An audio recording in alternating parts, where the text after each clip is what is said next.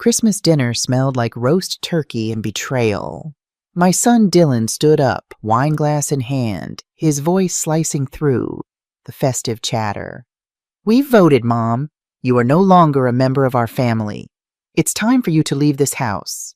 The guests froze, fork suspended midair.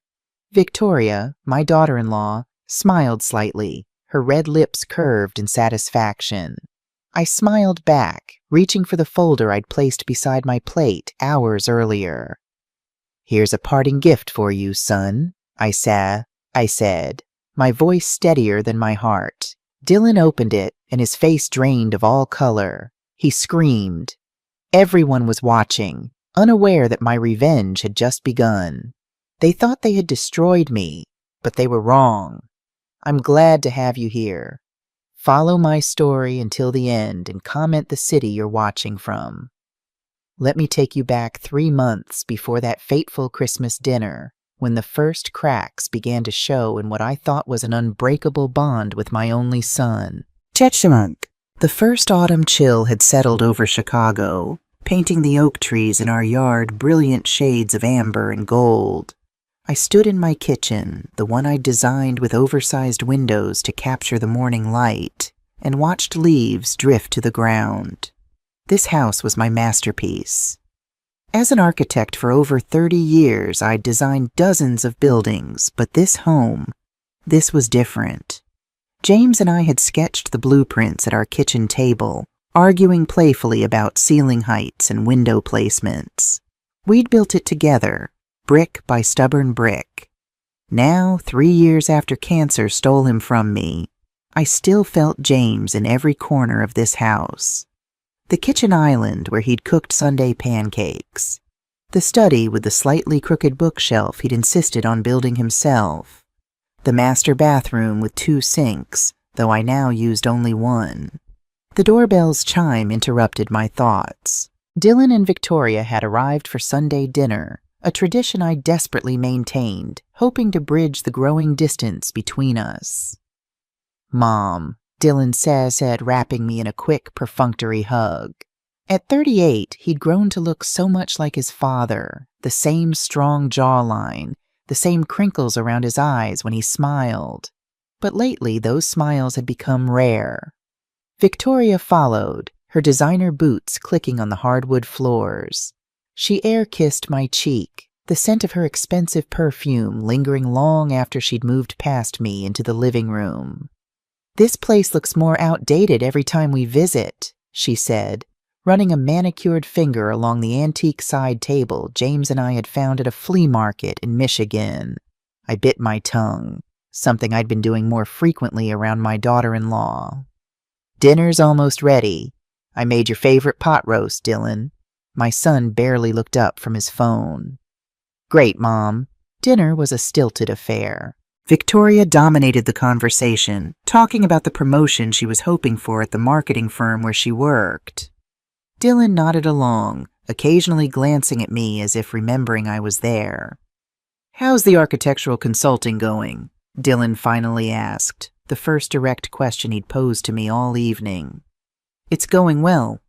Johnson & Associates asked me to review plans for a new library downtown. It's part-time, but I enjoy keeping my hand in the—" "Mom!" Dylan interrupted, setting down his fork with a clatter that made me flinch. "We've been meaning to talk to you about something important." The sudden seriousness in his tone sent a chill through me. Victoria straightened in her chair, a small smile playing at the corners of her mouth. "We think it's time you consider downsizing," Dylan continued. "This house is too big for one person. The maintenance alone must be overwhelming." "I manage just fine," I said. "It's it," noticing how Victoria and Dylan exchanged glances. "Besides, I designed this house. Every inch of it holds memories." Victoria sighed dramatically. "Barbara, memories don't keep the roof from leaking or the foundation from settling. This place needs major updates. The kitchen alone is straight out of the 1990s. "I like my kitchen," I said, trying to keep my voice even. "And the roof doesn't leak." Dylan leaned forward, his face a mask of concern that didn't quite reach his eyes. "Mom, We're worried about you. Living alone in this big house, it's not practical. You're not getting any younger." The words stung more than they should have. At 65, I was hardly decrepit. I still swam 40 laps 3 times a week at the community pool. I still took the stairs instead of the elevator. I still remembered every blueprint I'd ever drawn. "What exactly are you proposing?" I asked, though I already suspected the answer. "We think you should sell the house," Victoria said, her voice suddenly gentle, as if speaking to a child. "We found a lovely retirement community in Oak Park. You'd have your own apartment, but with people around if you need help." "Help with what?" I felt my temper rising. "I don't need help. I'm perfectly capable of living independently." Dylan reached across the table, taking my hand in his. It felt foreign, this sudden affection. "Mom, we're just trying to look out for you. The money from the house sale would set you up comfortably." "And what about you two?" I asked, pulling my hand away. "What's your interest in me selling this house?" A flicker of something, guilt, annoyance, crossed Dylan's face. "We're thinking of starting a family soon. We've outgrown our condo, and honestly, it would be nice to have a proper house. Maybe this house." And there it was.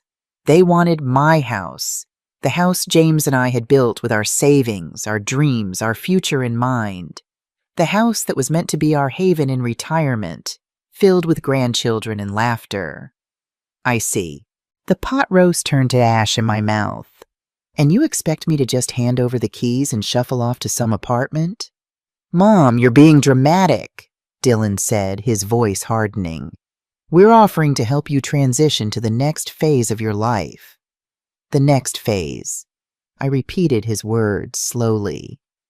"You mean waiting to die in a retirement village while you two live in my home?" Victoria's smile disappeared. "Barbara, that's unfair. We're trying to help." I stood up, gathering their barely touched plates. "I think dinner's over. I'm not selling my house. Not now, not ever." Dylan pushed back his chair with enough force to make the water glasses tremble. "You're being selfish, Mom. This house is wasted on one person. We need the space more than you do." I turned away, unable to look at the stranger my son had become. "I think you should leave." The front door slammed minutes later, the sound echoing through the empty house. I sank into a kitchen chair, my hands shaking as I reached for my phone.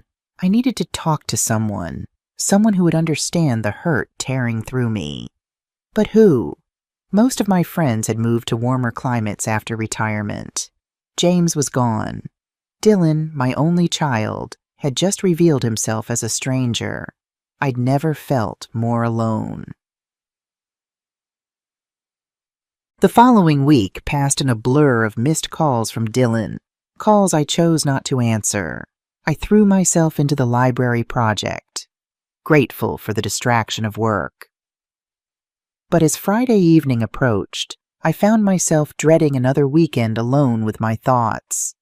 The knock at my door came just as I was considering opening a bottle of wine. Through the peephole, I saw Sarah Jenkins, James's oldest friend from college, and now my closest confidant. "I was in the neighborhood and thought you might want some company," she said, holding up a bottle of Merlot. "Though by the look in your face, maybe you need something stronger." I managed a weak smile, stepping aside to let her in. "Wine's perfect. I've had a hell of a week." Sarah made herself at home, grabbing glasses while I found a corkscrew.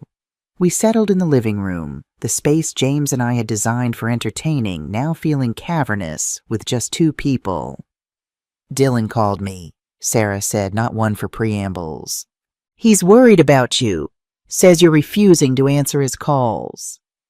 I swirled the wine in my glass, watching the burgundy liquid cling to the sides. "Did he tell you why?" "Something about wanting you to consider downsizing and you taking it the wrong way." Sarah studied my face. "But I'm guessing there's more to it."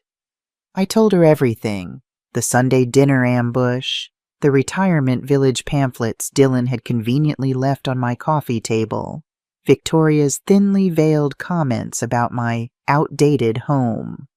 Sarah's expression darkened with each detail. They want your house? The house you and James designed together? Apparently it's wasted on just me. My voice cracked despite my best efforts. Barbara, Sarah said, setting down her glass, I need to tell you something, and you're not going to like it. A knot formed in my stomach. What is it? I ran into Victoria at Whole Foods yesterday.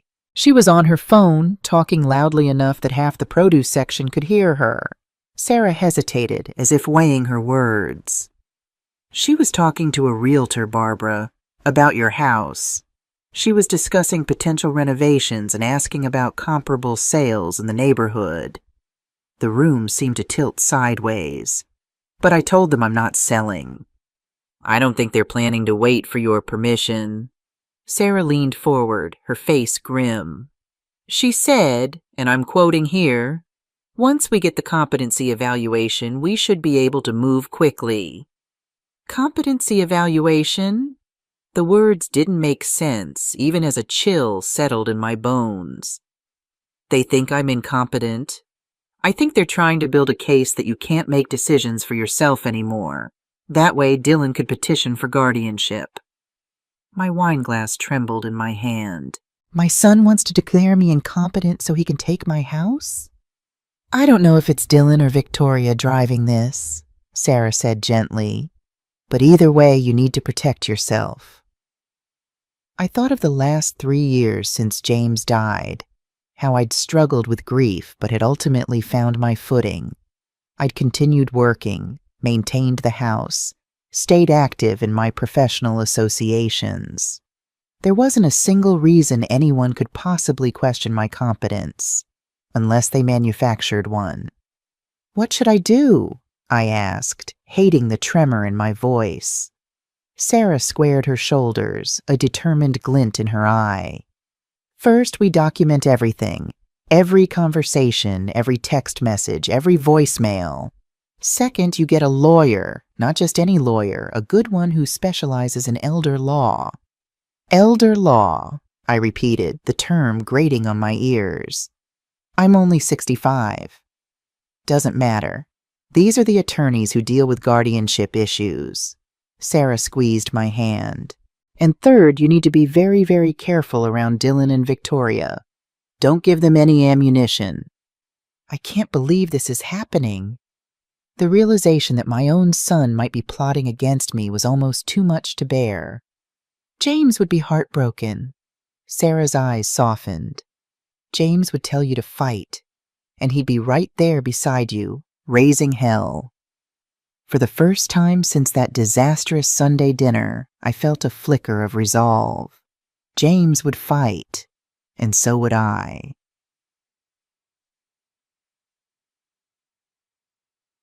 The next morning, I called Robert Bobby Wilson, a retired lawyer who'd worked with me on several building projects over the years. He agreed to meet for coffee that afternoon, his gruff voice betraying concern when I mentioned it was urgent.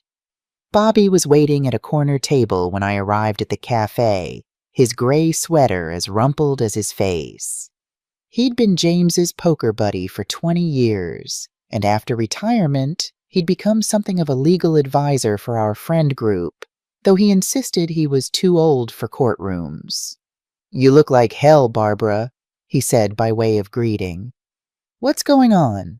I slid into the seat across from him and told him everything. The dinner, Sarah's discovery, my fears about Dylan and Victoria's plans. Bobby listened without interrupting, his weathered face growing darker with each detail. When I finished, he let out a long, low whistle. "That's some serious stuff, Barb.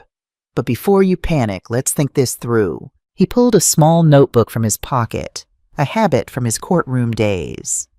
"What evidence do you have that they're planning this guardianship move?" "Just what Sarah overheard at the grocery store," I admitted, "and their behavior at dinner."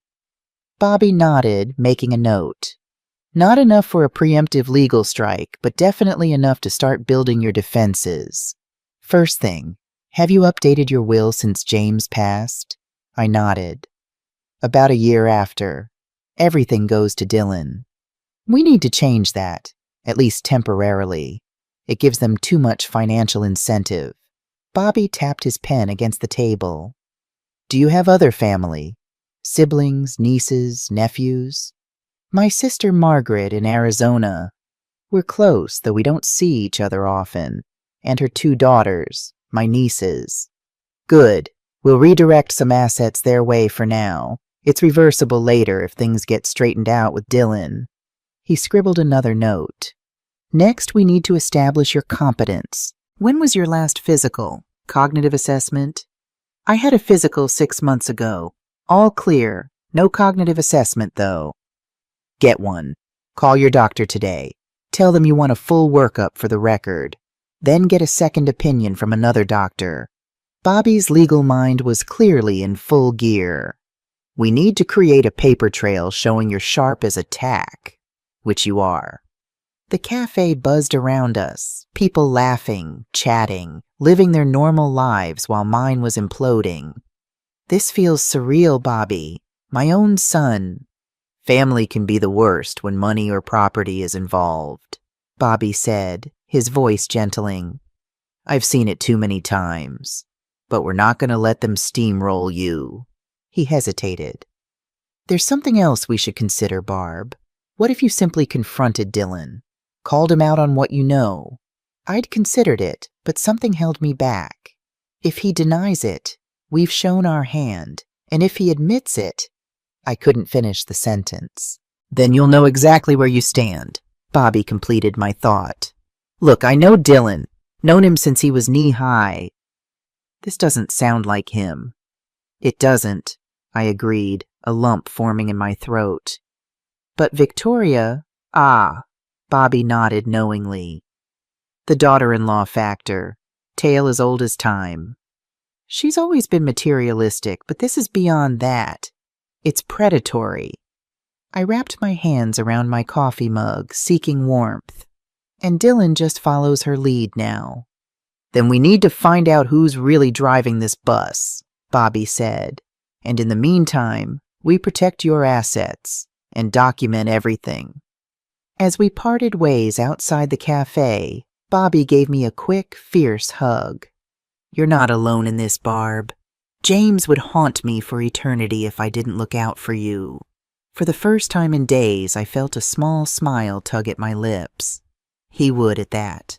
I walked to my car with a new sense of purpose. If Dylan and Victoria wanted a fight, they'd get one.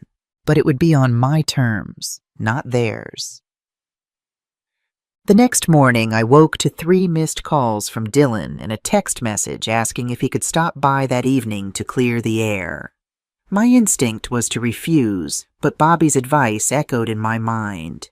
We needed to know who was driving this plan. I texted back a simple 7 p.m. works. The day crawled by as I prepared for his visit. I called my doctor and scheduled both a physical and a cognitive assessment, explaining I needed documentation for estate planning purposes. I called Amanda Collins, an attorney Bobby had recommended who specialized in elder law, and set up an appointment for the following week. Then I did something that felt both necessary and wrong. I set up my phone to record conversations. Bobby had been clear. Michigan was a one-party consent state, meaning I could legally record conversations I was part of without informing the other person.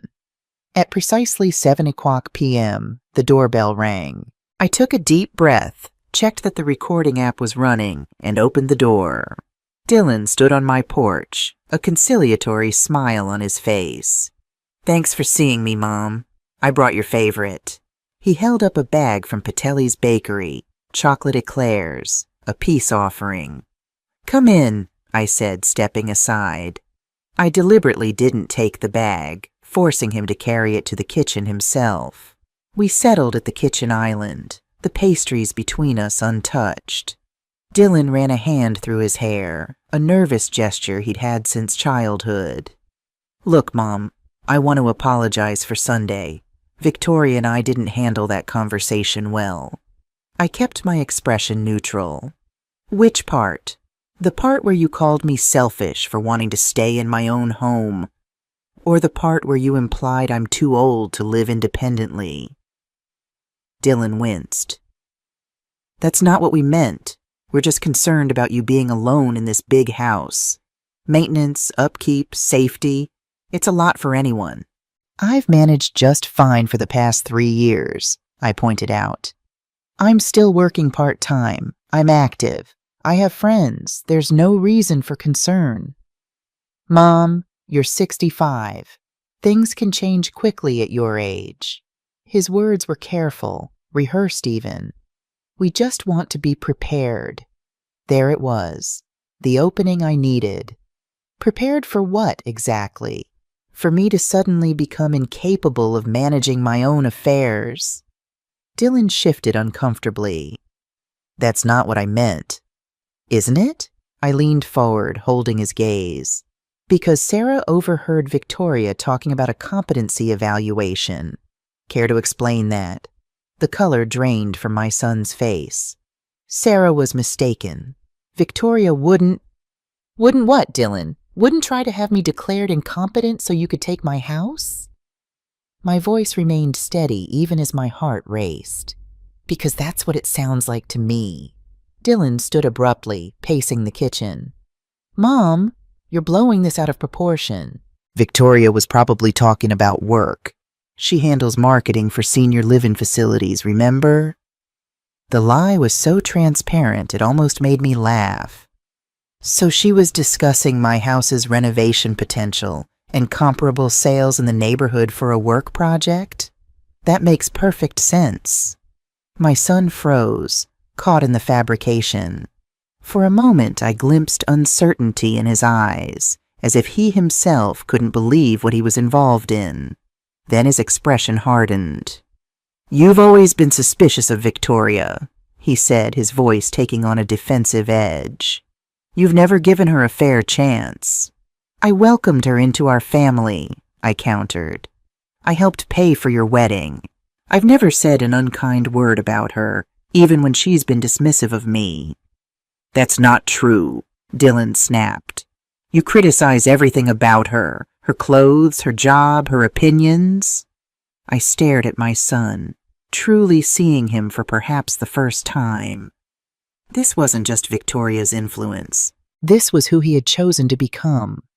Dylan, I said quietly, I'm not selling my house. I'm not moving to a retirement community. And I'm certainly not going to sit by while you and Victoria try to declare me incompetent. He had the grace to look ashamed, but only briefly. You're being paranoid, Mom. Nobody's trying to do anything like that. We're just worried about you. I stood, signaling the end of our conversation. I think you should leave now, and please let Victoria know that I'm very competent. Competent enough to recognize a plot when I see one. Dylan left without another word, the chocolate eclairs forgotten on the counter. As soon as the front door closed behind him, I sank onto a kitchen stool, my legs suddenly too weak to support me. I stopped the recording on my phone, saving it with shaking fingers. My own son had lied to my face. He'd denied what I knew to be true, had tried to make me doubt myself. It was gaslighting, pure and simple. A strange calm settled over me as I stared out at the night through the kitchen windows James and I had argued over for weeks during the design process. He'd wanted them bigger. I'd worried about energy efficiency. We'd compromised, as we always did. There would be no compromise this time. This house was mine, my design, my labor, my memories, and I would fight with everything I had to protect it. The next few days passed in a blur of appointments. My doctor confirmed what I already knew. I was in excellent health, both physically and mentally. The cognitive assessment showed no signs of impairment.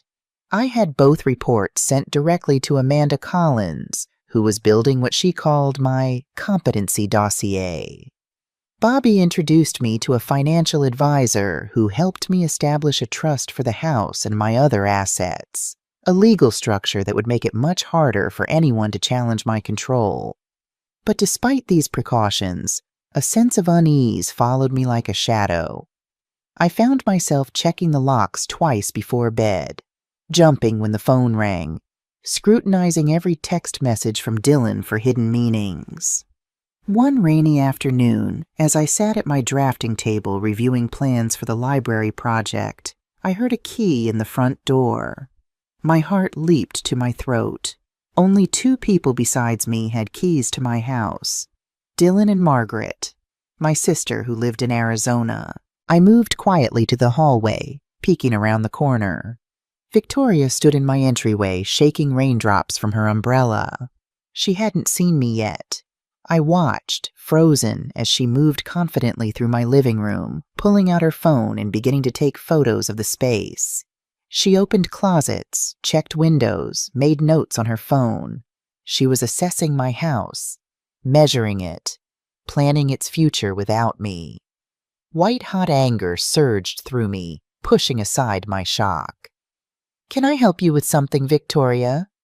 She whirled around, her face registering surprise before quickly composing itself into a smile. "Barbara, I didn't think you'd be home. Dylan asked me to drop off that casserole dish you left at our place." I glanced at her empty hands. "Where is it?" Victoria's smile faltered. "In the car. I was just looking around first." "With your measuring app open on your phone?" I stepped closer, noticing the application displayed on her screen. "That's an interesting way to return a dish." She slipped the phone into her pocket, her smile now brittle. "I was just curious about the layout. You know I've been taking that interior design course." "Of course." I folded my arms. "And does your course recommend entering people's homes without permission to take measurements?" Victoria's facade cracked, just for a moment, her eyes flashing with something close to hatred. "Dylan gave me the key. This will be our house soon enough." The baldness of the statement took my breath away. "Excuse me?" Realizing her mistake, Victoria backtracked. "I just meant that we'll be spending more time here, helping you out as you get older." "I don't need help," I said, my voice steady despite the rage building inside me. "And this will never be your house."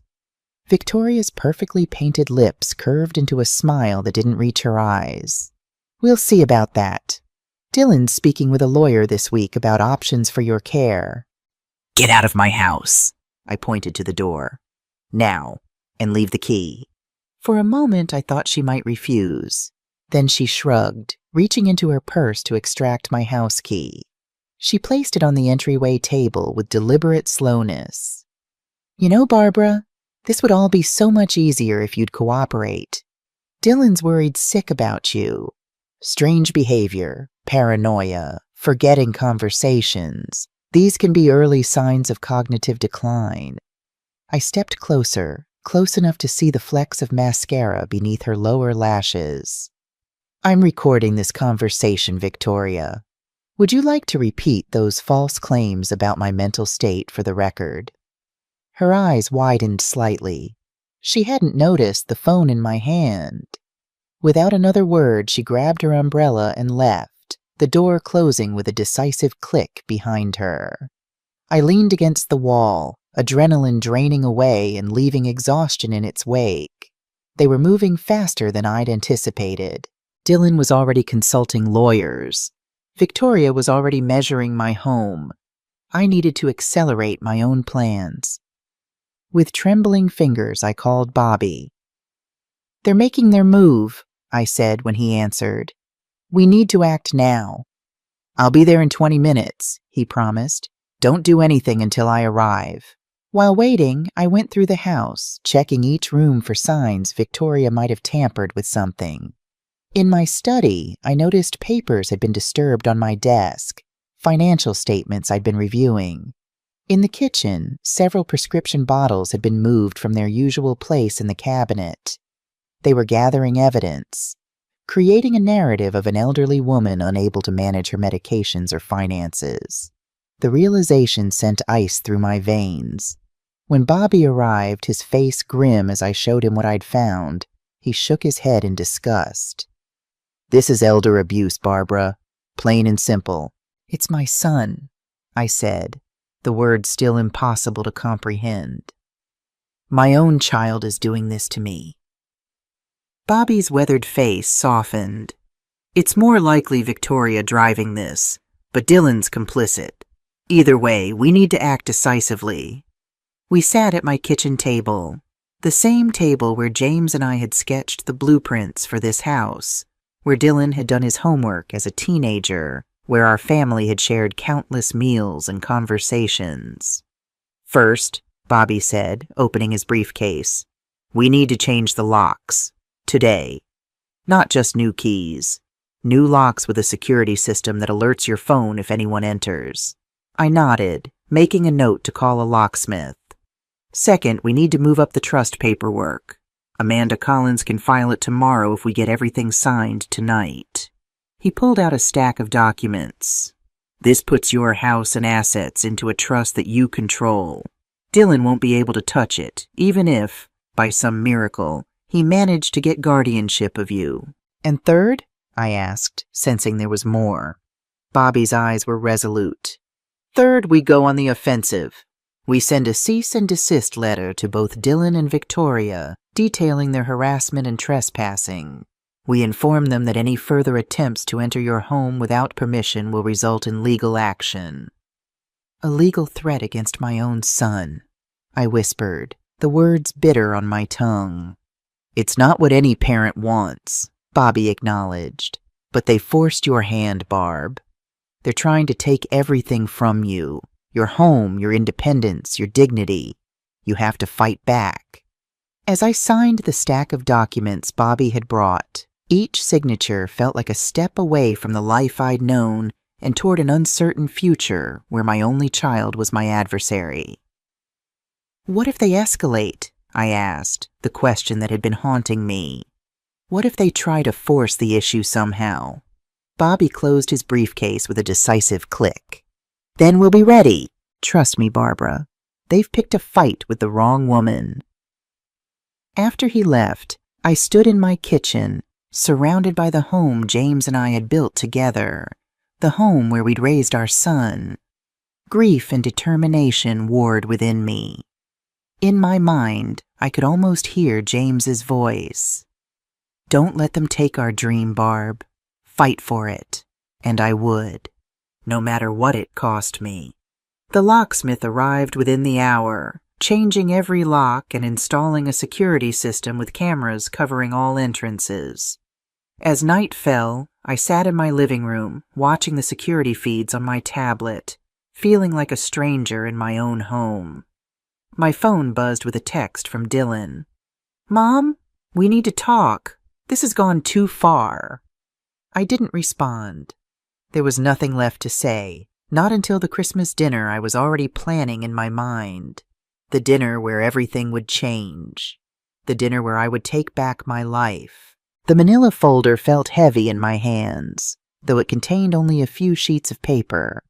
I sat at my kitchen table at 2 a.m., the house silent except for the occasional creaking of the old oak beams that James had insisted on salvaging from a demolished barn in Wisconsin. The security system's tiny green light blinked reassuringly in the corner of the room. Sleep had become my enemy since Victoria's unauthorized tour of my home 3 days ago. Each night I'd wake with my heart pounding, imagining hands rifling through my belongings, measuring my rooms, evaluating my life as if I were already gone. So instead of fighting for sleep, I fought for information. The folder contained printouts of Dylan and Victoria's financial statements, documents I'd never imagined I would need to see. My hands trembled slightly as I spread them across the table, the moonlight streaming through the kitchen windows, illuminating a story of financial disaster. Credit card statements showed balances nearing $50,000 across 5 different cards. Most charges were for restaurants I couldn't afford, clothing brands I'd never heard of, and weekend getaways to places I'd only seen in magazines. A mortgage statement for their downtown condo showed 2 missed payments and a threatening letter from the bank. But what made my stomach clench was the statement for a property I didn't recognize. A vacation investment property at Lake Geneva purchased 18 months ago. They were 3 months behind on those payments, too, with a foreclosure notice dated just last week. "Oh, Dylan," I whispered to the empty kitchen. "What have you done?" The son I raised had been careful with money. He'd worked summer jobs through high school, saved for his first car, and graduated college with minimal debt thanks to the fund James and I had scrimped and saved to build. When had he become this person who spent money he didn't have on things he didn't need? The answer stared back at me from a credit card statement where Victoria had spent $3,500 on a handbag, more than my monthly pension payment. I remembered the Christmas 6 years ago when Dylan had first brought Victoria home. She'd surveyed our modest holiday decorations with barely disguised disappointment, later commenting to Dylan, just loud enough for me to overhear, that she'd expected something more elegant from an architect. James, always the peacemaker, had laughed it off. I'd bitten my tongue for my son's sake. If only I'd spoken up then. If only I'd warned Dylan about the path he was choosing. But wasn't that the eternal lament of parents? We watch our children make mistakes, knowing intervention will only push them further away. We hope the values we've instilled will eventually resurface. We wait for wisdom to win out. Now my waiting had led me here, to 2 a.m. investigations and security systems and legal maneuvers against my only child. A notification lit up my phone screen. Dylan trying to access the front door. The new security system had captured him standing on my porch at 1:47 a.m., key in hand, discovering the locks had been changed. The look of frustrated disbelief on his face sent a chill down my spine. What had he wanted in my house in the middle of the night? I gathered the financial documents, securing them in my safe. A wedding gift from James's parents that we'd always used for passports and birth certificates, never imagining it would one day hold evidence against our son. As dawn broke over Chicago, painting my kitchen in soft golden light, I made a decision. This wasn't just about protecting my home anymore. This was about saving my son from the disaster he and Victoria were creating, even if he hated me for it.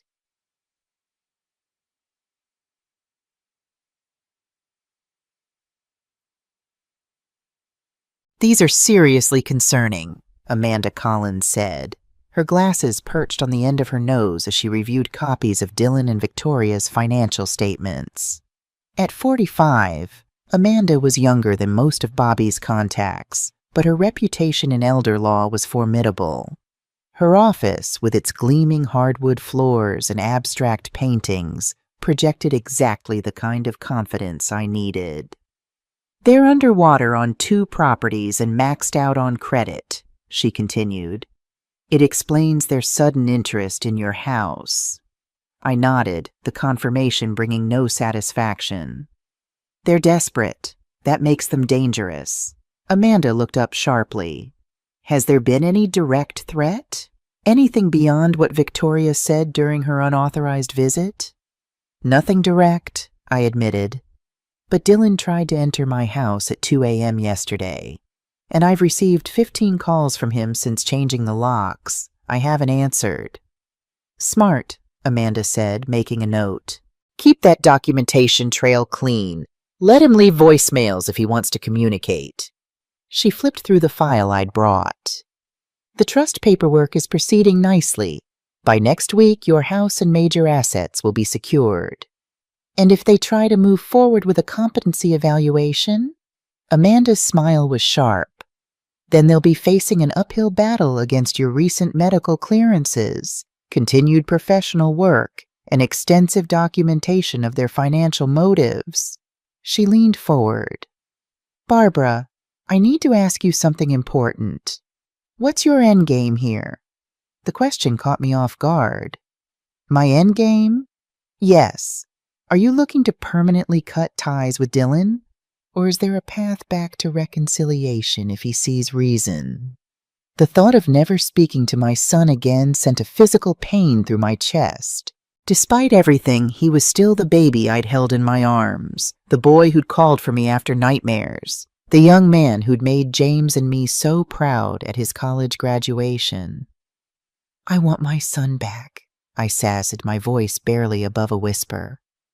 But not like this. Not with Victoria controlling him. Not with lies between us. Amanda nodded, her expression softening. Then we build our strategy accordingly. Firm boundaries, legal protections, but always with a door left open. She closed my file. The Christmas dinner you mentioned, are you sure it's wise to confront them there? It's the perfect setting, I said, more confident than I felt. The entire family will be present. They won't be able to control the narrative or twist my words. Just be prepared for it to get ugly, Amanda warned. People backed into corners rarely respond graciously.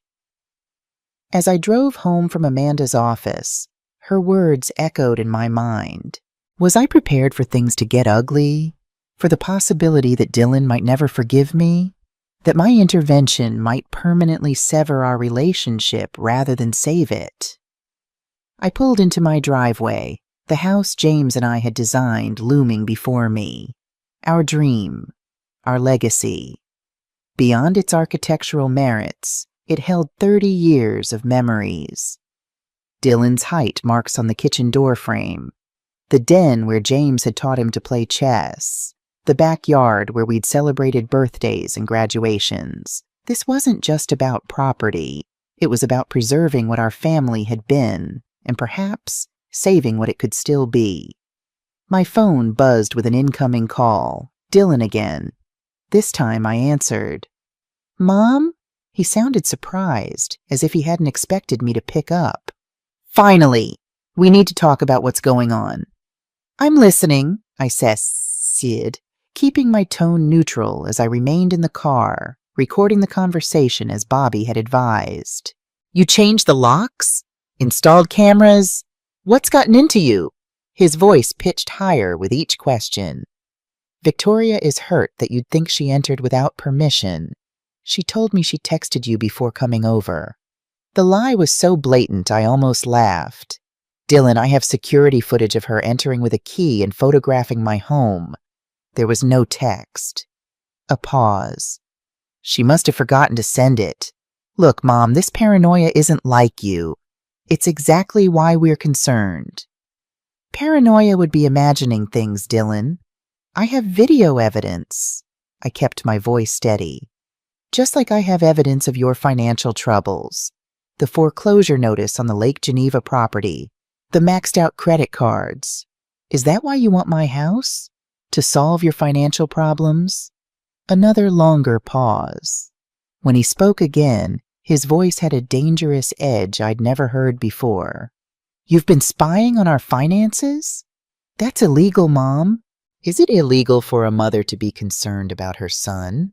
To want to understand why he suddenly wants to ship her off to a retirement home and take her house? I fought to keep the hurt from my voice. What happened to you, Dylan?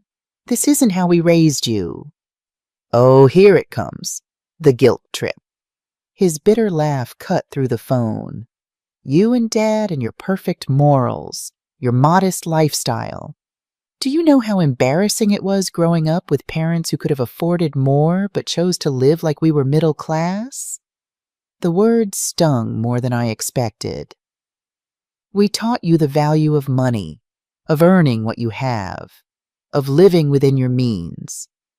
Well, I've chosen differently, Dylan snapped. Victoria and I want more from life than what you settled for. And yes, we have debts, but that's normal these days. Everyone lives on credit. Not everyone misses mortgage payments and faces foreclosure, I pointed out. Not everyone tries to solve their problems by taking their mother's home. That's not... He stopped abruptly. Look, this conversation isn't productive. Victoria and I want to host Christmas this year. At our place. The whole family. It would mean a lot to us. The sudden change of subject gave me emotional whiplash. Christmas? You want to talk about Christmas now? It's only 6 weeks away, Mom. Margaret's already confirmed she's flying in with the girls. I thought we could start a new tradition. Victoria's an amazing hostess. I gripped the steering wheel, understanding dawning. They wanted to control the setting, to present me to the family in their territory, where they could shape perceptions and manage the narrative. Actually, I said, I've already started planning, here at the house, just like James would have wanted. Mom, I'll send out invitations this week. I hope you and Victoria can make it. I infused my voice with a sweetness I didn't feel. I'd hate for you to miss it. I ended the call before he could respond, my hand shaking slightly as I put down the phone. The first shot had been fired. Dylan now knew I was aware of their financial situation and that I had evidence of Victoria's trespassing. He also knew I wasn't going to quietly hand over my home. The ball was in their court now, and I needed to be prepared for their next move.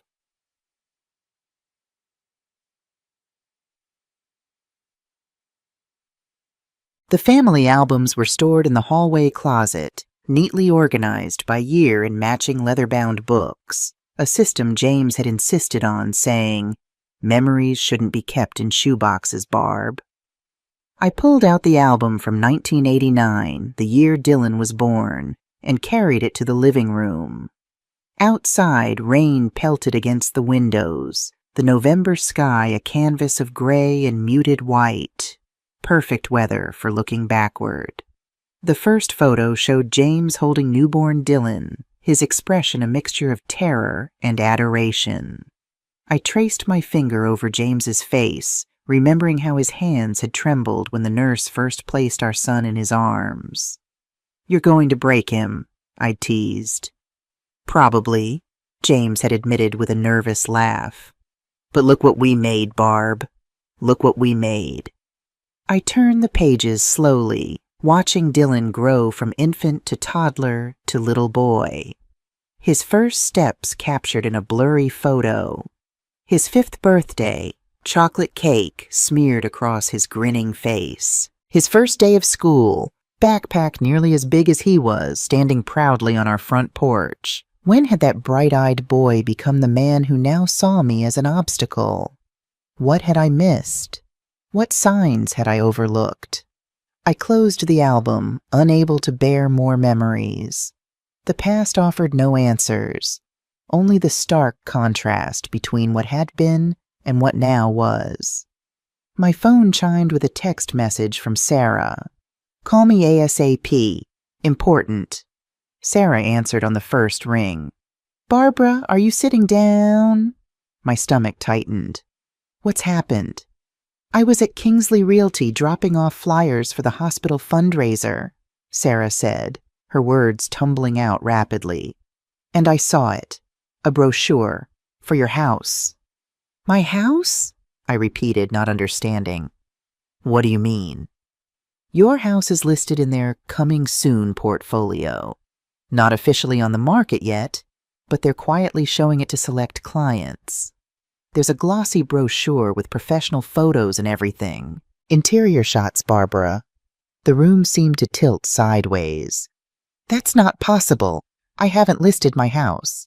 "I know," Sarah said grimly. "But someone has. The brochure says available early January. Inquire for details." I took a photo of it. My phone dinged with Sarah's incoming image. There it was. My living room, my kitchen, my garden, professionally photographed and presented in a high-end real estate brochure. The description read, "Architect-designed mid-century modern masterpiece, meticulously maintained, ready for modern updates." "The photos Victoria took," I whispered. She wasn't measuring. She was staging photos for this. "There's more," Sarah said, her voice tight with anger. "The agent I spoke with, she didn't know I was your friend. Mentioned that the current owner would be relocating to assisted living after the holidays. She said it was a sensitive situation involving family decisions. Daisy. The violation was so complete, so breathtaking that for a moment I couldn't speak. They weren't just planning to take my house. They were actively marketing it, creating a narrative about my future, proceeding as if my consent was a minor detail to be managed later. "Barbara, are you okay?" Sarah's concerned voice brought me back to the moment. "No," I said honestly. "I'm not, but I will be." I took a steadying breath. "Sarah, I need you to go back to that realtor. Tell them you're interested in the property. Get as much information as you can. Who listed it? What paperwork they have? Everything." "I'm on it," Sarah promised. "And Barbara, don't face this alone. I'm coming over tonight with dinner and a bottle of wine. No arguments." After we hung up, I sat motionless, staring at the photo of my home in the real estate brochure. The rage building inside me was unlike anything I'd ever experienced. Cold, precise, architectural in its structure. They had crossed a line from which there was no return. I called Amanda Collins immediately, forwarding her the photo of the brochure. Her sharp intake of breath told me everything I needed to know about the legal implications. "This is fraud," she said flatly. "They're advertising property they don't own and can't sell. What can we do?" "First, cease and desist letter to the realty company. Today. Then we accelerate everything. The trust, the will changes, all of it." Her voice took on a steely edge. "And Barbara, document everything. Every call, every text, every encounter. We're building a case not just for civil action, but potentially criminal charges." Criminal charges. Against my son. The thought made me physically ill. "Is there no other way?" I asked, hating the pleading note in my voice. Amanda's tone softened. "Let's start with the cease and desist.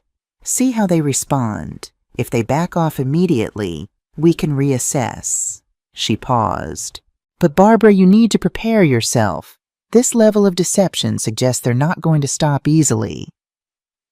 After hanging up, I walked through my house, the house James and I had designed together, poring over blueprints late into the night, arguing over ceiling heights and window placements. The house where we'd raised our son, where we'd planned to grow old together before cancer had stolen James away.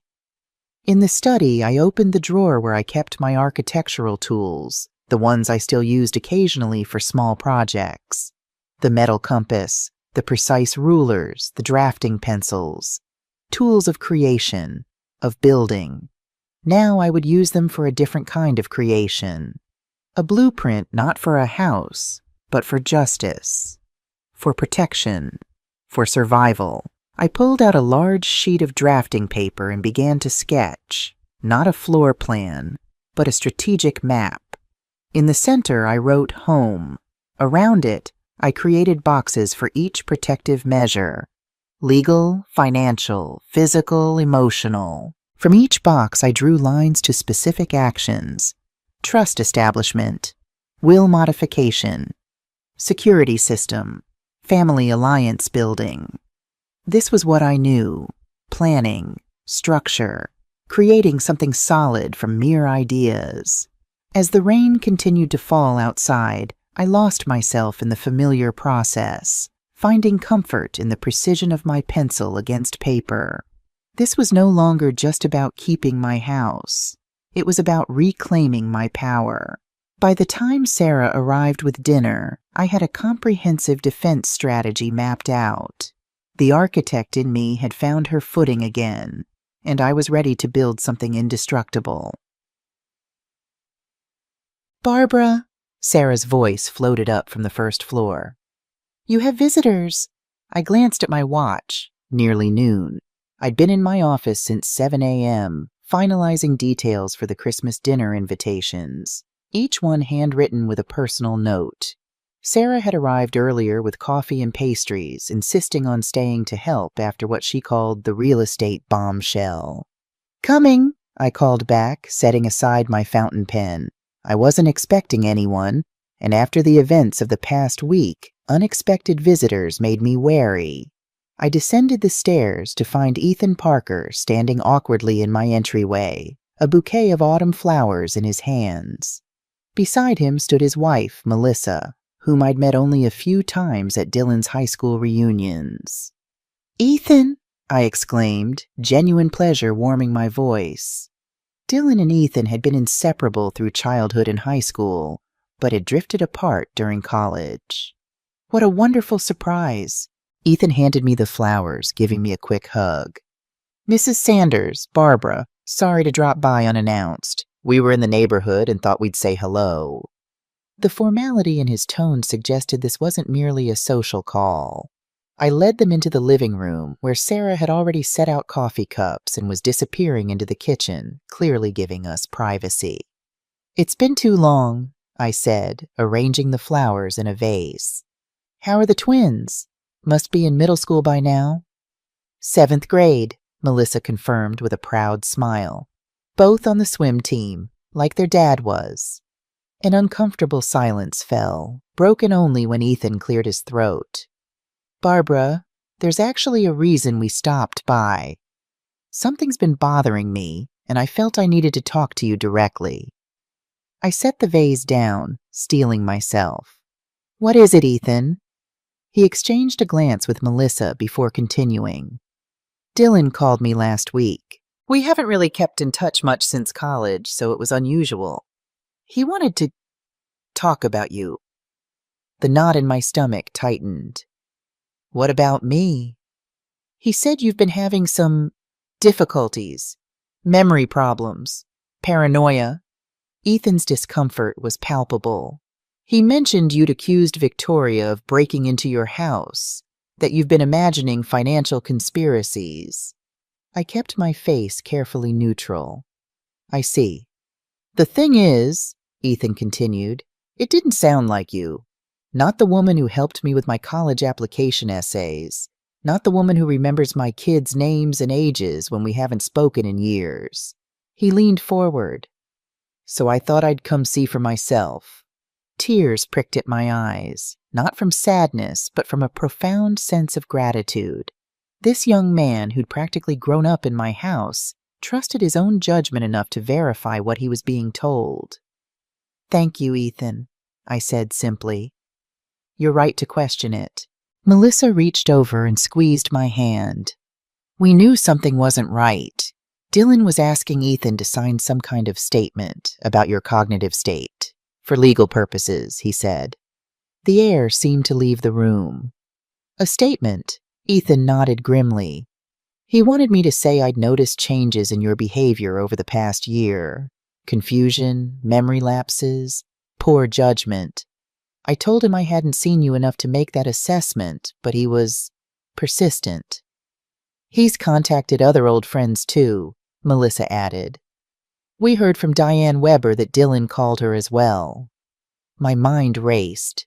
Dylan was building a case, gathering witnesses to testify to my supposed decline. It was methodical, calculated, and utterly heartbreaking. "I didn't sign anything," Ethan assured me. "And I won't." "But Barbara, what's really going on? Is there anything we can do?" I took a deep breath and told them everything. Dylan and Victoria's financial troubles, their attempt to pressure me into selling my house, Victoria's unauthorized entry, the real estate brochure Sarah had discovered. Ethan's face darkened with each detail. By the time I finished, he looked physically ill. "I can't believe Dylan would do this. He was my best friend. I was best man at his wedding, for God's sake." "People change," I said softly. "Or perhaps they reveal who they truly are when enough pressure is applied." Melissa leaned forward. "Barbara, we want to help. Ethan can provide a statement about your cognitive clarity, and if you need character witnesses, consider us at the top of your list." Their support brought the first real smile to my face in days. Thank you, both of you. That means more than you know. After they left, promising to stay in touch, Sarah emerged from the kitchen where she'd been giving us privacy. Good people, she said, nodding toward the door. You need more of those around you right now. I'm discovering who my real friends are, I agreed. But Sarah, this means Dylan is moving faster than we thought. He's actively building a case. Sarah's expression was grim. Then we need to work faster, too. She picked up one of the Christmas invitations I'd been writing. Starting with this dinner, it needs to be perfect, the setting for your counterattack. Perfect. The word echoed in my mind as I thought about the dinner I was planning. It did need to be perfect, not just the food or the decorations, but the timing, the evidence, the execution. I needed to reclaim the narrative Dylan and Victoria were creating about me. I needed to show everyone exactly who was competent and who wasn't.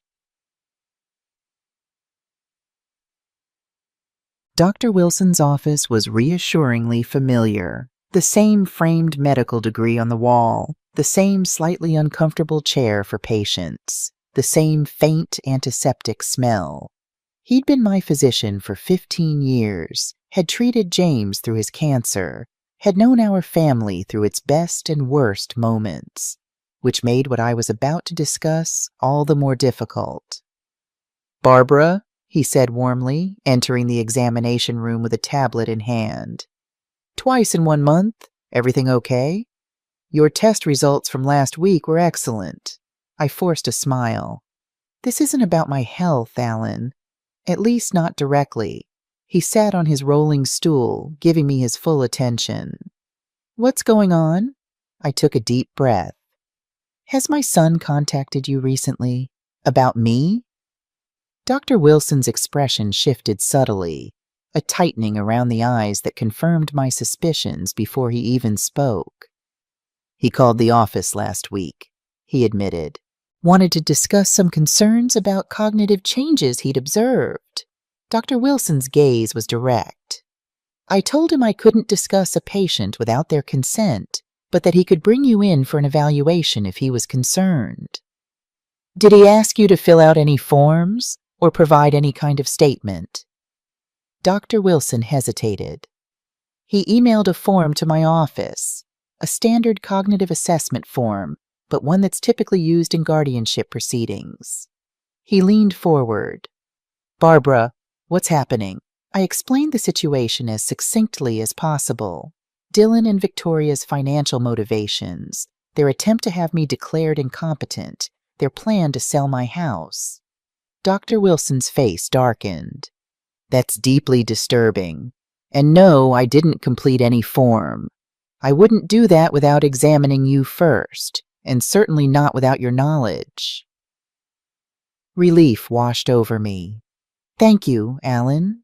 But, he continued, this raises serious concerns. If Dylan is contacting multiple people seeking documentation of cognitive impairment that doesn't exist, that's a form of elder abuse.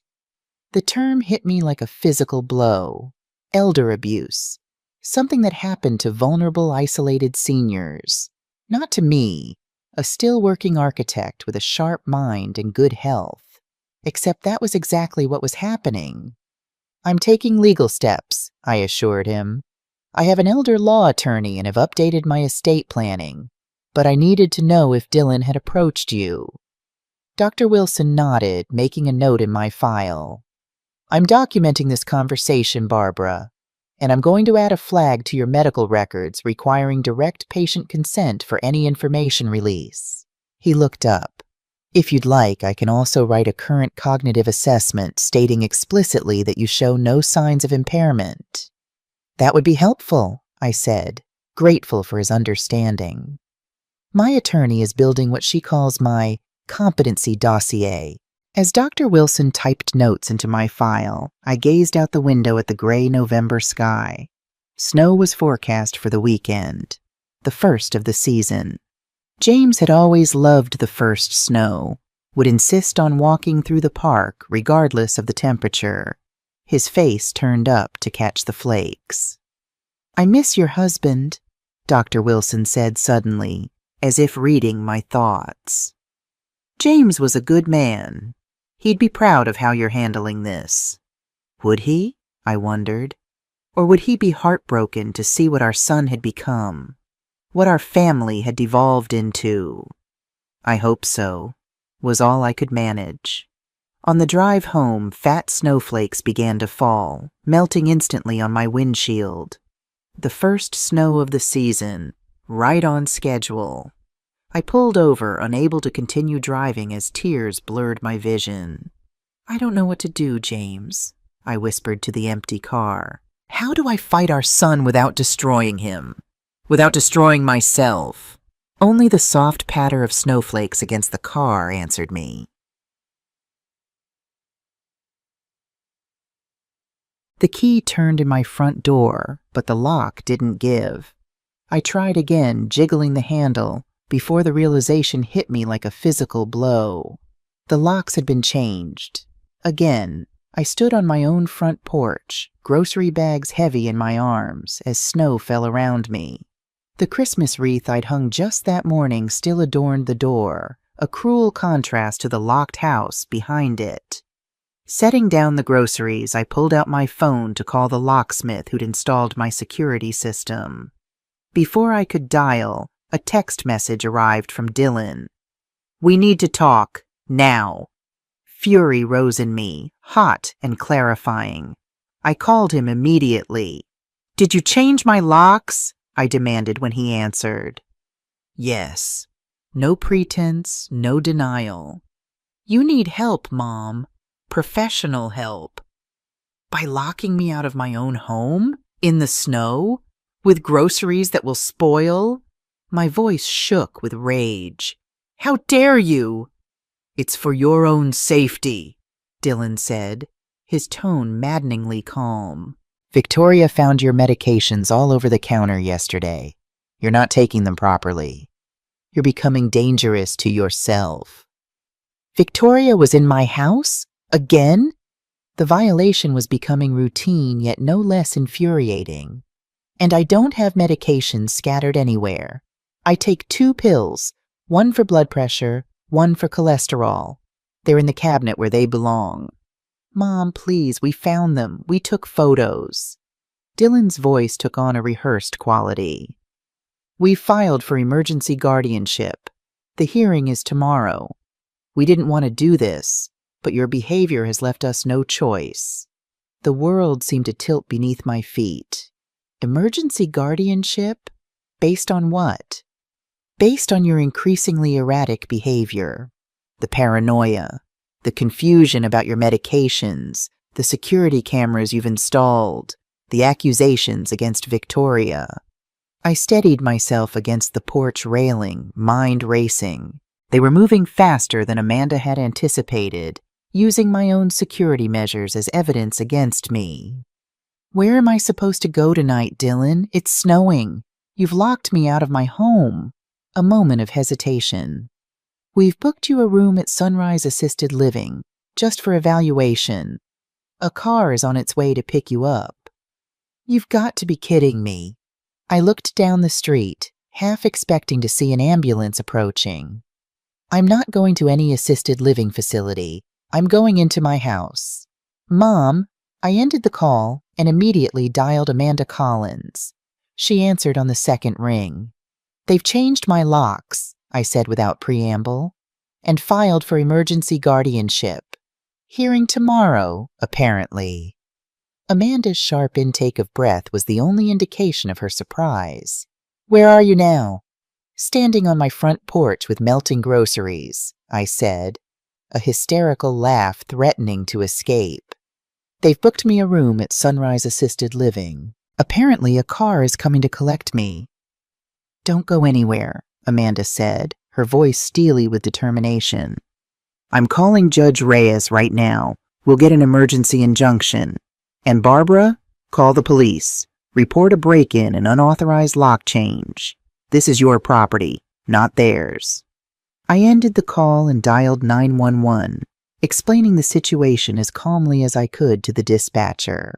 As I waited for the police to arrive, I sat on my porch swing, the same swing where James and I had spent countless summer evenings watching the neighborhood children play. Snow continued to fall, dusting my shoulders and hair. The Christmas wreath on my door suddenly seemed like a mockery of the season's spirit. Peace on earth, goodwill toward men. What a joke. A police cruiser pulled up within 20 minutes, followed closely by Amanda's sleek Audi. The young officer approached cautiously, perhaps expecting the confused elderly woman Dylan had described. "Mrs. Sanders, I'm Officer Ramirez. You reported a break-in?" I stood, brushing snow from my coat. "My son and daughter-in-law changed the locks on my home without permission. I own this house. My name is on the deed." Amanda strode up the walk, briefcase in hand. "I'm Amanda Collins, Mrs. Sanders' attorney. I have copies of the deed and property records right here." Officer Ramirez looked between us, clearly assessing the situation. "Ma'am, is your son here? Can we speak with him?" "He's not here," I said. "He did this while I was out, then texted me to say he's filed for emergency guardianship and booked me into an assisted living facility." Amanda handed the officer a folder. "These are Mrs. Sanders' property documents. And this," she pulled out another document, "is a copy of her recent medical evaluation showing she is completely competent. This is elder abuse, officer." Officer Ramirez reviewed the documents, his young face serious. "I'll need to call this in, get guidance from my sergeant." While he returned to his cruiser to make the call, Amanda turned to me. "I spoke with Judge Reyes. He's furious. Emergency guardianship requires imminent danger, not vague claims about medication management. He's reviewing the petition now and will likely dismiss it, but we need to be in court tomorrow regardless." "Can they really just lock me out of my home?" I asked, still struggling to believe the reality of my situation. "No, they can't. That's breaking and entering, regardless of familial relationship." Amanda's expression was grim. "The question is how we want to handle this. We can press charges, have them arrested, or we can use this as leverage in tomorrow's hearing." Before I could respond, a black Lincoln town car pulled up to the curb.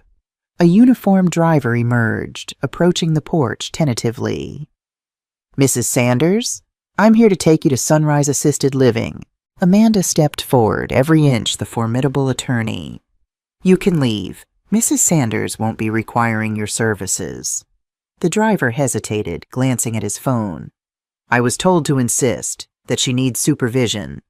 "What she needs," Amanda said coldly, "is for people to stop breaking the law. She's not going anywhere. If you continue to harass her, I'll add your employer to the lawsuit we're preparing." The driver retreated, clearly deciding this wasn't worth the trouble. Officer Ramirez returned from his cruiser. "My sergeant says this is a civil matter due to the family relationship, but since Mrs. Sanders is the legal property owner, we can assist with regaining entry. We'll need to call a locksmith."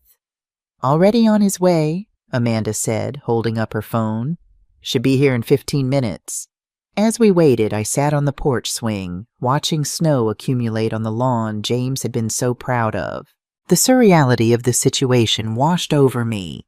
Locked out of my own home on a snowy evening, police and lawyers involved, a car sent to take me to an institution. All orchestrated by my only child. The locksmith arrived as promised, and within minutes I was back inside my home. Officer Ramirez offered to stay until I felt secure, but I assured him I would be fine.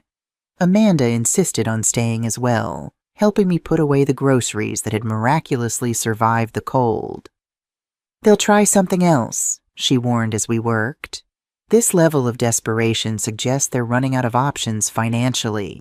I nodded, arranging cans in my pantry with mechanical precision. "The hearing tomorrow. What should I expect?" "It will be straightforward. Judge Reyes is no nonsense and hates these kinds of frivolous emergency petitions.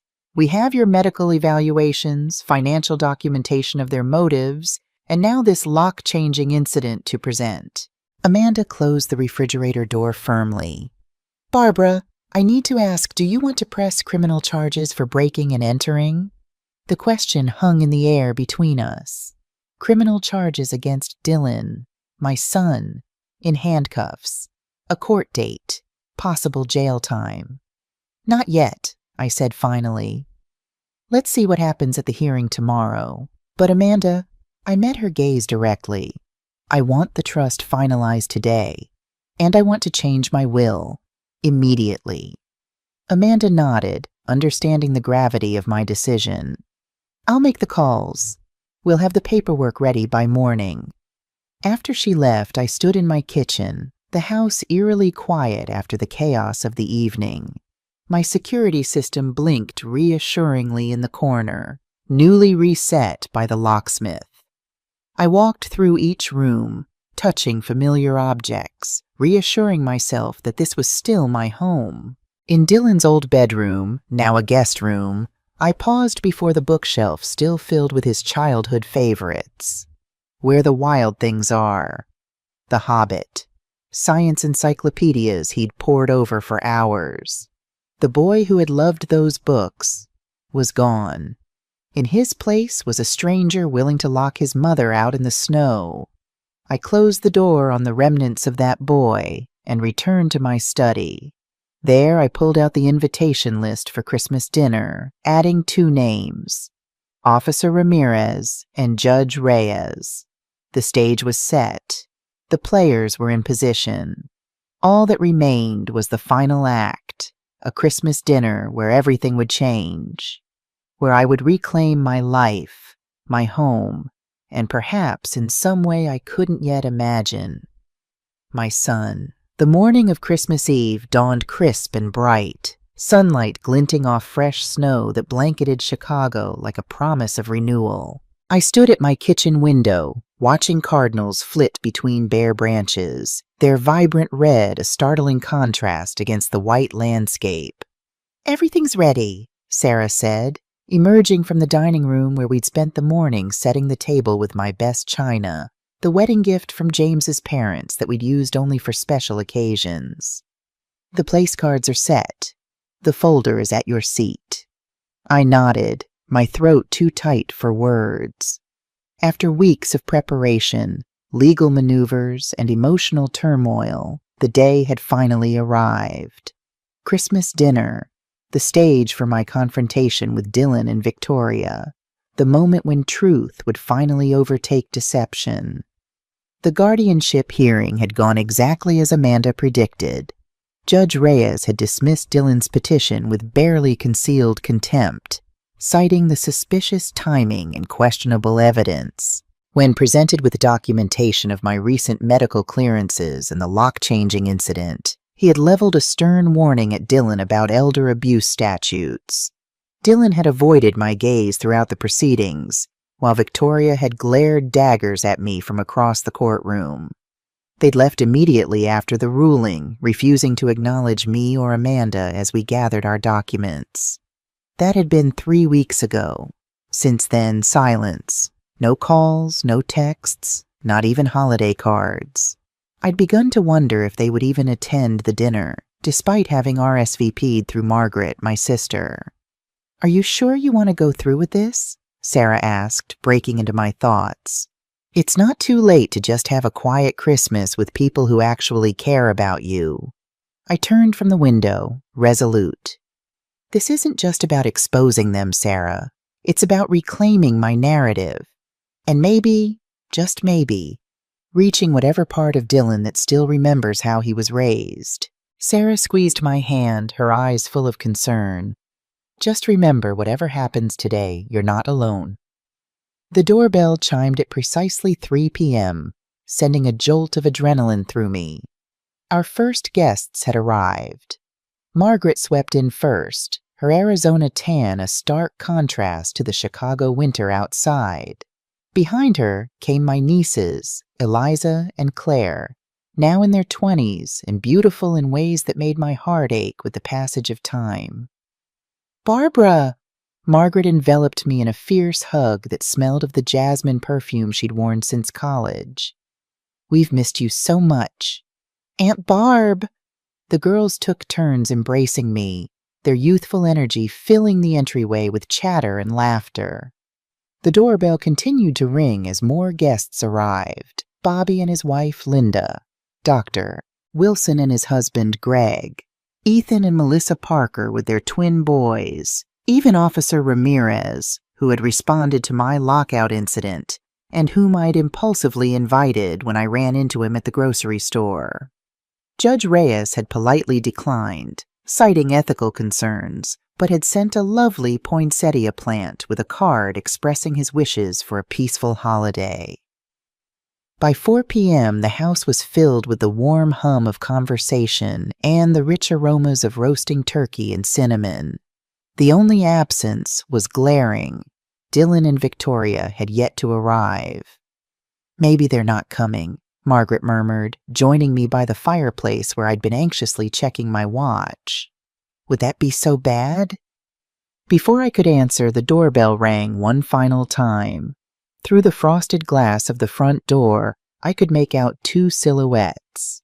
They had come. I opened the door to find Dylan and Victoria standing stiffly on my porch, both dressed impeccably. Dylan in a charcoal suit I'd never seen before, Victoria in a red cocktail dress that probably cost more than my monthly pension.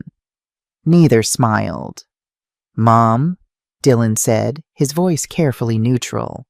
"Merry Christmas." "Merry Christmas," I replied, stepping aside to let them in. "I'm glad you could make it." Victoria's eyes darted around the entryway, noting the security camera discreetly mounted in the corner, her lips tightening almost imperceptibly. "Lovely decorations, Barbara. Very traditional." The slight emphasis on traditional was clearly meant as a critique, but I merely smiled. "Thank you, Victoria. James always loved a classic Christmas." Dylan's expression flickered at the mention of his father's name, the first genuine emotion I'd seen from him in weeks. Good. I needed him to remember, to feel. I led them into the living room where the other guests had gathered. A momentary hush fell as they entered, followed by a rush of artificially bright greetings. Everyone in the room knew about the guardianship hearing. News had traveled quickly through our small circle. "Dinner will be ready in about 20 minutes, I announced, deliberately cheerful. "Please, everyone help yourselves to drinks." As the conversations resumed, I retreated to the kitchen, needing a moment to steady my nerves. Sarah followed, wordlessly handing me a glass of water. "They came," she said, a note of surprise in her voice. "Of course they did," I replied, sipping the water. They couldn't risk appearing unreasonable by skipping a family Christmas, not after the judge's warning about their behavior. Sarah squeezed my shoulder. "You're ready for this, Barbara. Remember that." Dinner was served precisely at 5 p.m., everyone finding their assigned seats around my antique oak dining table. I'd placed Dylan and Victoria directly across from me, where I could see their faces clearly. Margaret sat at my right, Sarah at my left, my strongest allies positioned close.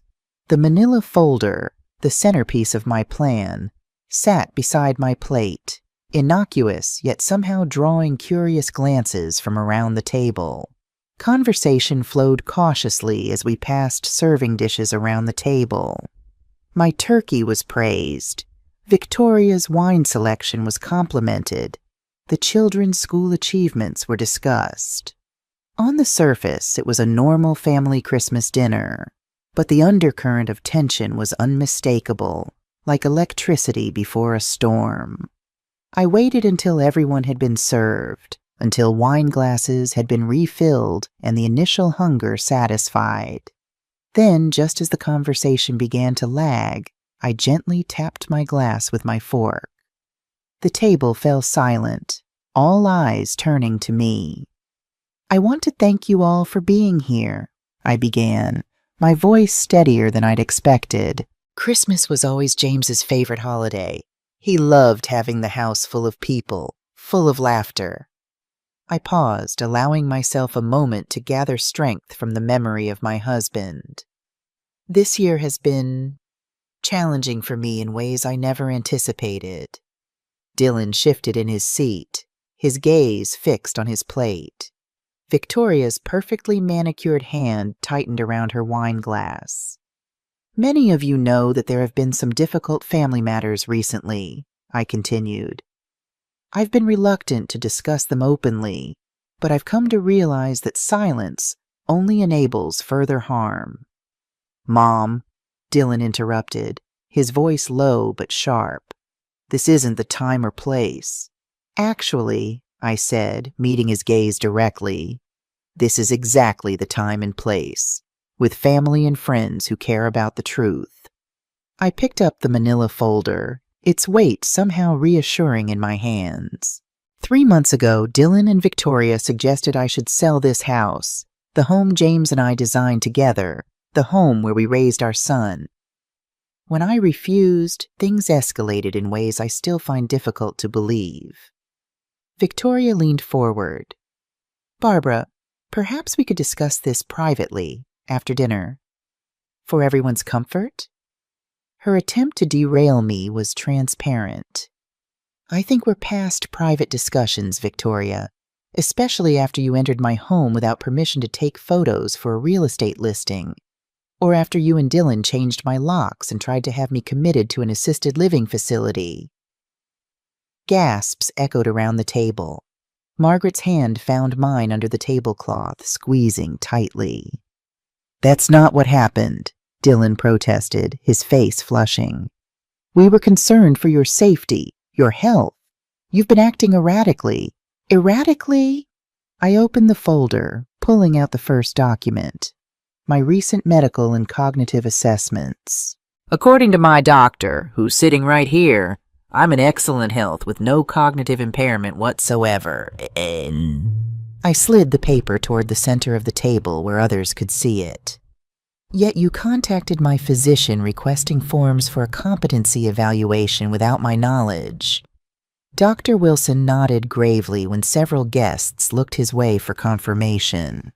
You contacted Ethan, I continued, nodding toward my son's childhood friend, asking him to sign a statement saying he'd noticed cognitive decline in me, despite the fact he hadn't seen me in years. Ethan cleared his throat uncomfortably. It's true. I refuse to sign anything. Dylan's composure cracked visibly. This is ridiculous. We were trying to help. By listing my house with Kingsley Realty, I pulled out a copy of the brochure Sarah had discovered. A house you don't own, claiming I would be relocating to assisted living after the holidays? A decision you had no right to make? Victoria's porcelain mask slipped, her eyes darting around the table as if searching for allies and finding none. There's been a misunderstanding. No misunderstanding, I said firmly, extracting the next document. Printouts of their financial statements. You and Dylan are deeply in debt. Your Lake Geneva property is in foreclosure. You have 5 maxed-out credit cards. You needed my house to solve your financial problems. The silence that followed was deafening.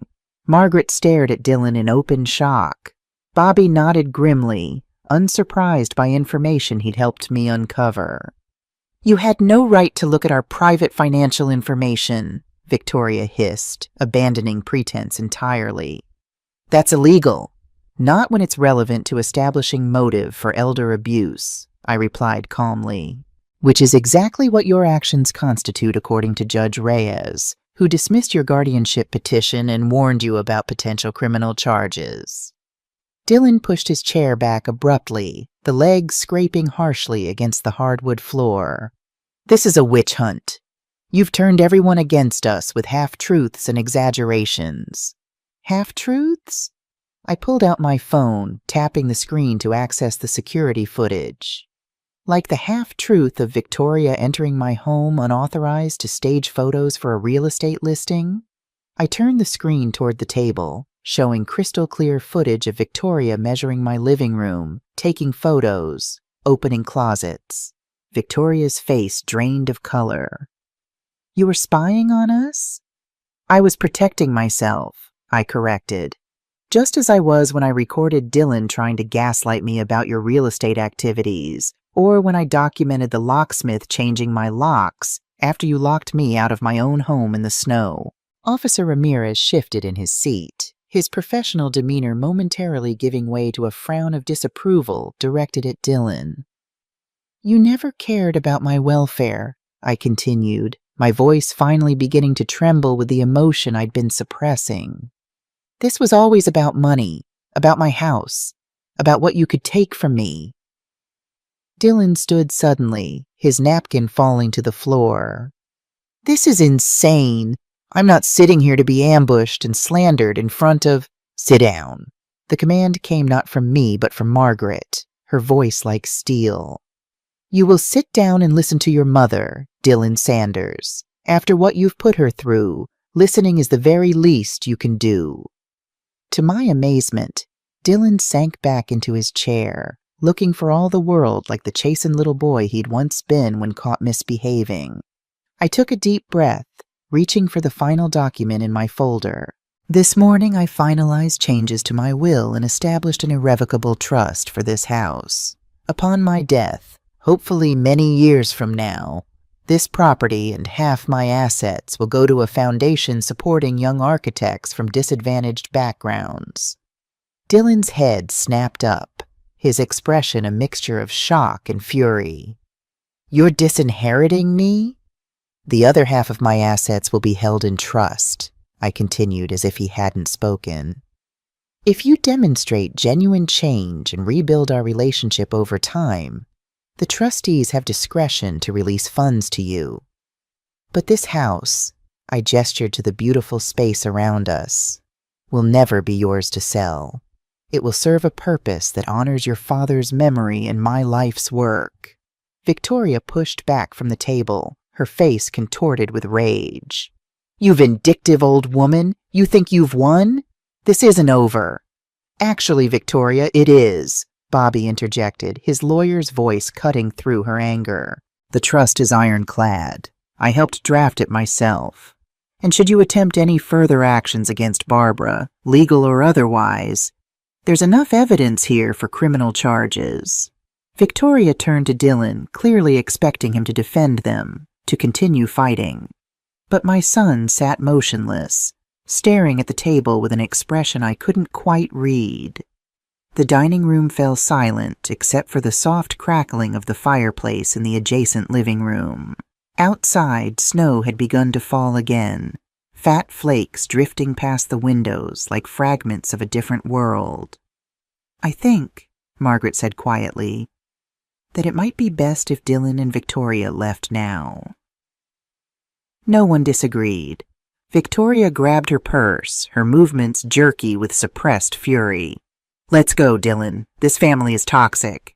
But Dylan didn't move. He sat at the table, shoulders slumped, still staring at the wood grain as if it held answers to questions he hadn't yet formulated. Dylan, Victoria insisted, her voice sharpening. Now. Slowly, my son raised his head, but it wasn't Victoria he looked at. It was me. His eyes, so like James's, were filled with emotions I couldn't fully decipher. Shame, regret, anger, perhaps all three. I'm sorry, he said, the words so quiet I almost missed them. I don't expect you to believe that. I'm not sure I believe it myself, but I am sorry. Before I could respond, he stood and followed Victoria out of the dining room. The front door opened and closed with finality, and they were gone. The silence they left behind felt vast and uncertain. Then Eliza, my youngest niece, cleared her throat. Well, she said with forced brightness, who's ready for dessert? The tension broke like ice on a spring pond, relieved laughter rippling around the table. As conversations cautiously resumed, I excused myself and slipped away to the kitchen, needing a moment alone. I stood at the sink, staring out at the falling snow, trying to process the emotions coursing through me. Relief, yes. Vindication, certainly. But also a profound sadness that cut deeper than I'd anticipated. I'd won the battle, protected my home and my dignity, but I'd lost my son in the process. A gentle hand touched my shoulder. I turned to find Margaret standing beside me, her eyes filled with compassion. "You did what you had to do," she said simply. "Did I?" I asked, doubt suddenly flooding me. Maybe there was another way. Maybe if I'd tried harder to understand what drove them to this. "Barbara Sanders," Margaret interrupted firmly, "do not start questioning yourself now. They tried to declare you incompetent. They tried to steal your home. They locked you out in the snow. There was no misunderstanding here, just greed and entitlement." "He's still my son," I whispered, the words catching in my throat. Margaret pulled me into a tight hug. "Yes, he is. And maybe someday he'll remember what that means. But today, you protected yourself when no one else would have. James would be proud." I nodded against her shoulder, allowing myself to draw strength from her certainty. We returned to the dining room together, where Sarah had already begun serving my apple pie, James's favorite, made from his mother's recipe. The evening continued, the atmosphere gradually warming as the drama receded. By the time guests began departing near midnight, hugs were warmer, laughter more genuine. The specter of confrontation faded into memory.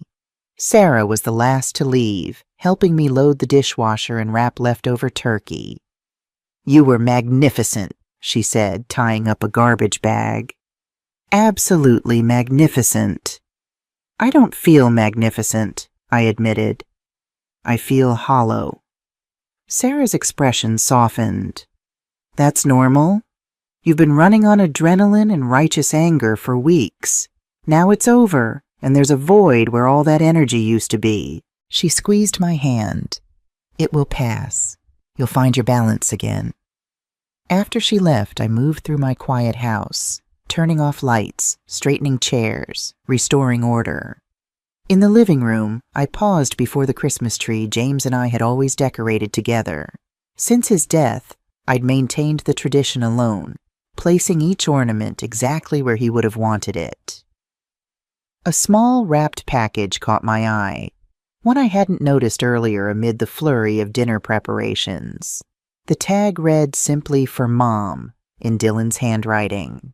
With trembling fingers, I opened it to find a small velvet box. Inside was a silver charm bracelet I recognized immediately. It had belonged to James's mother. I'd given it to Victoria on her birthday 3 years ago, a peace offering during a particularly strained period in our relationship. Attached to the bracelet was a note card. "Mom, this belongs with you. I'm sorry for everything. Dylan." I clutched the bracelet to my chest, tears finally flowing freely. It wasn't an elaborate apology. It didn't erase the betrayal or heal the wounds. But it was an acknowledgement, a small admission of wrongdoing, a tiny step toward whatever might come next. It was enough for Christmas night. Winter thawed into spring, buds appearing on the oak trees in my yard, crocuses pushing through the soil where James had planted them decades ago. I'd settled into a new routine, consulting work 3 days a week, swimming at the community center, dinner with Sarah or Margaret when she visited from Arizona. Dylan hadn't contacted me since Christmas, though Margaret reported he'd moved out of the condo he shared with Victoria and was staying temporarily with a college friend.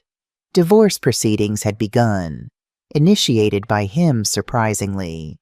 I'd resisted the urge to reach out, following Amanda's advice to give him space to process his own actions and their consequences.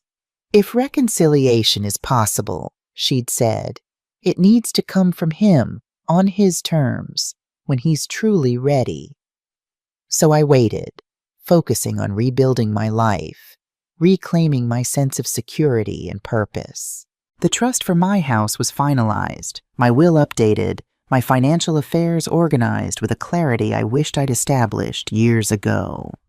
On a bright April morning, as I worked in my garden planting the tomato seedlings James had always insisted would taste better than anything from a store, my doorbell rang.